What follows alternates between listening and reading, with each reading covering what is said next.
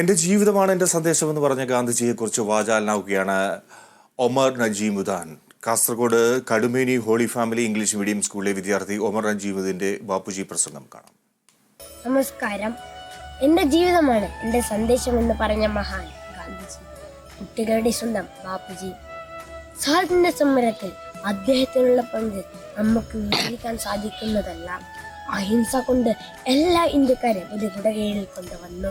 സ്വാതന്ത്ര്യം എന്ന നമ്മുടെ സ്വപ്നം ഇത് സാധിച്ചു തന്നു. ബ്രിട്ടീഷുകാരുടെ കരങ്ങളിൽ നിന്ന് ഇന്ത്യയെ മോചിപ്പിച്ചു. അഹിംസയായിരുന്നു ആ മഹാന്റെ ആയുധം. സത്യവും അഹിംസ ഒരു നാണയത്തിന്റെ ഇരുപുറങ്ങളായി അദ്ദേഹം കണ്ടു.